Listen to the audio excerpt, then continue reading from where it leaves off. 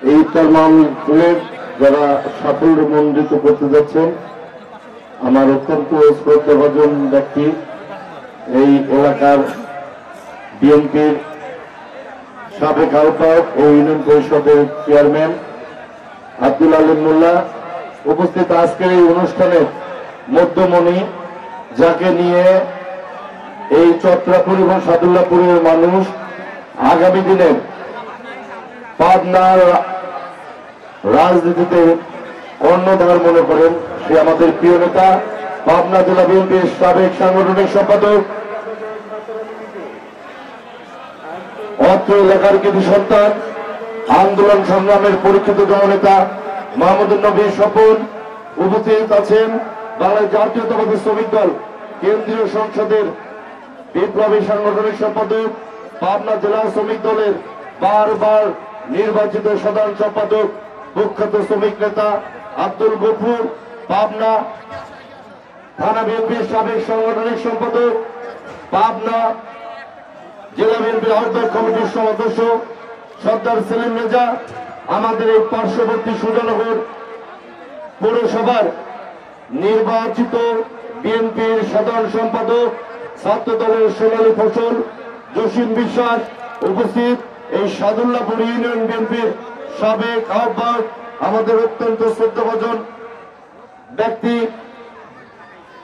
Sir সহ আমার সামনে উপস্থিত এই এলাকার বিভিন্ন পর্যায়ে বিভিন্ন অঙ্গ সংগঠন, বিএনপি, যুবদল, ছাত্রদল, স্বেচ্ছাসেবক দলের নেতৃবৃন্দ, সবাইকে জানাই রক্তিম শুভেচ্ছা, বিপ্লবের অভিনন্দন। সংগ্রামী সহযোদ্ধা ভাইরা, ইফতারের এই পূর্ব মুহূর্তে বক্তব্য দেব না, শুধু একটি কথা বলবো। দীর্ঘ 17 বছর আপনাদের অক্লান্ত পরিশ্রম, হামলা মামলার শিকার হয়েও যারা এই দলের সঙ্গে ছিলেন, তাদের প্রতি সবসময় আমাদের শ্রদ্ধাবোধ এবং সালাম থাকবে।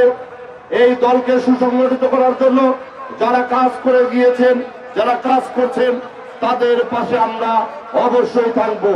কিন্তু 5ই আগস্টের পরে যারা দলের নাম ভাঙিয়ে বিভিন্ন সময় বিভিন্ন দলে থেকে দলের নামে আজকে যারা বদনাম করে আছেন, যারা দলের নাম ভাঙিয়ে বিভিন্ন অপকর্মে লিপ্ত হয়েছেন, তাদেরকে কিন্তু আমাদের প্রিয় নেতা তারেক রহমান স্পষ্টভাবে বলে দিয়েছেন, এরা সংগঠনের ক্ষতিকারক ব্যক্তি, ইনাদের স্থান দেওয়া যাবে না।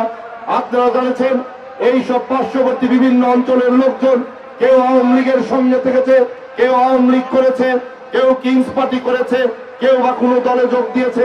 হঠাৎ করে 5ই আগস্টের পরে বিভিন্ন সময় আমরা দেখতে পাচ্ছি বিএনপির বিভিন্ন প্রোগ্রামে তাদের বড় বড় কথা।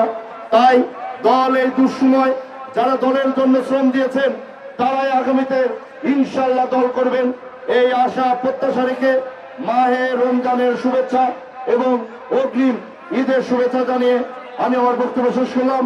বাংলাদেশ জিন্দাবাদ, বাংলাদেশ জাতীয়তাবাদী দল জিন্দাবাদ, শহীদ অমরক দেশনেত্রী বেগম খালেদা জিয়া জিন্দাবাদ, তারুণ্যের অহংকার তারেক রহমান জিন্দাবাদ।